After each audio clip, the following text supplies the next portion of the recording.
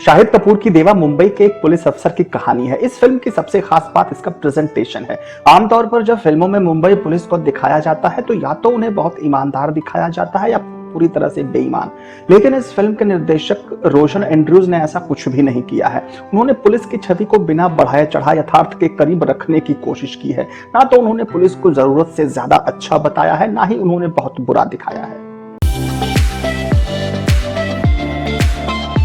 निर्देशक रोशन Andrews Malayalam cinema की शोहरत के सहारे अपनी पहले हिंदी फिल्म लेकर आए हैं। देवा के प्रमोशन के दौरान उन्होंने बार बार कहा है कि यह उनकी 12 साल पहले आई मलयालम फिल्म मुंबई पुलिस की रीमेक नहीं है।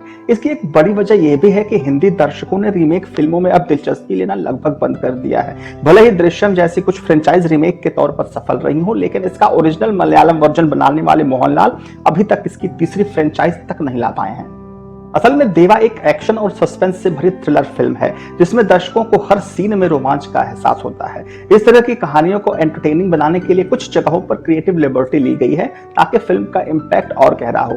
देवा की कहानी देव आम्बरे, जिसका रोल शाहिद कपूर ने निभाया है, उन्हीं के इर्द गिर्द घूमती है। देवा एक अलग ही मकसद से पुलिस अफसर बनता है, वो भी अपने पापा को सजा देने के लिए। उसके परिवार में और लोग भी पुलिस अफसर हैं, उसका जीजा प्रवेश राणा, उसकी खास दोस्त पावेल गुलाटी। लेकिन देव उन दोनों की तरह सीधा साधा नहीं है। देव का काम करने का तरीका बाकी पुलिस वालों से बिल्कुल अलग है। वह ना तो पुलिस की वर्दी पहनता है, ना ही नियम कायदे से काम करता है। उसकी सोच और अंदाज दोनों टेढ़े हैं जैसे जलेबी, लेकिन फिर भी उसके साथ कुछ ऐसा होता है जिससे वह खुद का ही सबसे बड़ा दुश्मन बन जाता है। आखिर देव की जिंदगी में ऐसा क्या मोड़ आता है, उसका अपना ही दुश्मन बनने की वजह क्या है? इन सभी सवालों का जवाब जानने के लिए आपको थिएटर में जाकर देवा देखनी होगी।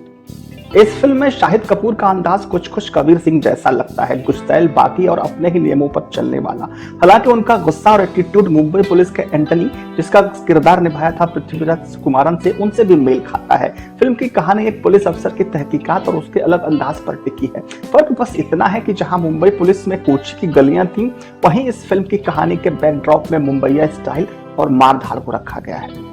फिल्म के पोस्टर में अमिताभ बच्चन नजर आए थे, जिससे लगा था कि उनकी मौजूदगी फिल्म में कोई खास रंग जमाएगी, लेकिन ऐसा कुछ नहीं होता है।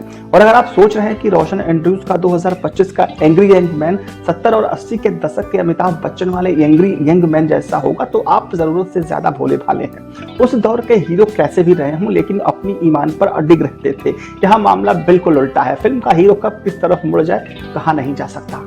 देवा देखते हुए एक सवाल बार बार आपके दिमाग में आता है कि आखिर इसके पोस्टर पर अमिताभ बच्चन की तस्वीर लगाने का क्या मतलब था? क्या मेकर्स ये बताना चाहते थे कि जैसे इमरजेंसी के दौर में जनता ने गुस्सैल हीरो को अपना आइकन बना लिया था, वैसे ही 2025 में भी दर्शक इस तरह के किरदार को पसंद करेंगे? इस फिल्म की कहानी को 6 लेखकों ने मिलकर लिखा है। उनके पास एक अच्छा मौका था कि वो देवा के जरिए समाज के अंदर चल रहे संघर्ष को नया आयाम देते। मलयालम फिल्म मुंबई पुलिस के लेखक बॉबी संजय को इस फिल्म के लिए भी क्रेडिट दिया गया है। उनके साथ दलाल ब्रदर्स, सुमित अरोड़ा और अरशद सईद भी जुड़े हैं। यानी कुल मिला के 6 लेखक फिर भी एक साथ मिलकर हिंदी सिनेमा को एक नया हीरो नहीं दे पाए।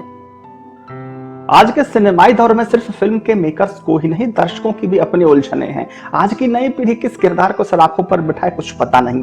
यही दर्शक ब्लडी डैडी को बड़े पर्दे पर देखने की डिमांड करते हैं, लेकिन बेबी जॉन को नजरअंदाज कर देते हैं। यही लोग एनिमल को 500 करोड़ की फिल्म बना देते हैं, लेकिन देवरा को धूल चटा देते हैं। अब इस सिनेमा का नया दौर है। वीडियो गेम जैसे फिल्मों का जमाना है, जहां कहानी से ज्यादा स्टाइल और एक्सपीरियंस मायने रखते हैं। रोशन एंड्रयूज ने 12 साल पहले मलयालम में मुंबई पुलिस बनाई थी और अब उन्होंने देवा को उसी से कुछ हद तक इंस्पायर होकर बनाया है। हालांकि फिल्म का सेकंड हाफ और क्लाइमैक्स पूरी तरह बदल दिया गया है। यह बदलाव क्यों किया गया ये तो बनाने वाले जाने, लेकिन फिल्म की बात करें तो इसमें भरपूर एंटरटेनमेंट है। फिल्म में शाहिद कपूर को एक बार फिर कबीर सिंह वाले अंदाज में देखना मजेदार है। उनका स्वैग अलग है, स्टाइल यूनिक है और एक्शन में वो दमदार लगते हैं। लंबे समय बाद बड़े पर्दे पर शाहिद को इस तरह के एक्शन अवतार में देखना वाकई एक दिलचस्प वाकया है। हालांकि फिल्म में एक सीन ऐसा आता है जो थोड़ा ओवर द टॉप लगता है। एक पॉलिटिशियन की रैली में देवा पुलिस की गाड़ी के ऊपर चढ़कर उसे अश्लील इशारों से चिढ़ाता है। यह देखकर लगता है कि अब चीजें हद से ज्यादा बढ़ रही हैं, लेकिन अगले ही पल रोशन एंड्रयूज कहानी में ऐसा ट्विस्ट लाते हैं कि हमें लगता है कि देवा ने जो किया वो सही किया। फिल्म में ट्विस्ट और टर्न्स की कोई कमी नहीं है। आखिरी तक कहानी इतनी तेजी से आगे बढ़ती है कि 2.5 घंटे तक आप सीट से उठने की हिमाकत नहीं कर सकते। यानी अगर आप एक full on masala action thriller देखना चाहते हैं जिसमें स्टाइल, स्वैग और सस्पेंस हो, तो देवा आपको जरूर पसंद आएगी।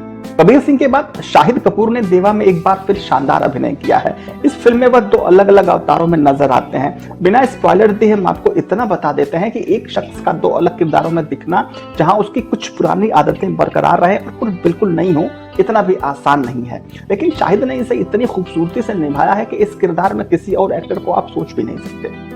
हालांकि फिल्म की शुरुआत में देव का किरदार कबीर सिंह जैसा लगता है, लेकिन जैसे जैसे कहानी आगे बढ़ती है हमें महसूस होता है कि देव का किरदार कहीं ज्यादा कॉम्प्लेक्स है। सपोर्टिंग कास्ट की बात करें तो पूजा हेगड़े की तुलना में कुबरा सैयद को ज्यादा स्क्रीन टाइम मिला है। प्रवेश राणा, पवेल गुलाटी, गिरीश कुलकर्णी और उपेंद्र लिपैन जैसे कलाकारों ने अपने अपने किरदार में जान डाल दी है। हर किरदार की अपनी एक अहम भूमिका है जो फिल्म की कहानी को मजबूत बनाती है। कुल मिलाकर देवा में शाहिद कपूर की परफॉर्मेंस इसकी सबसे बड़ी यूएसपी है। अगर आप उनके इंटेंस और लेयर्ड किरदारों को पसंद करते हैं तो यह फिल्म आपको जरूर पसंद आएगी। मेरी तरफ से देवा को 3.5 स्टार। नमस्कार।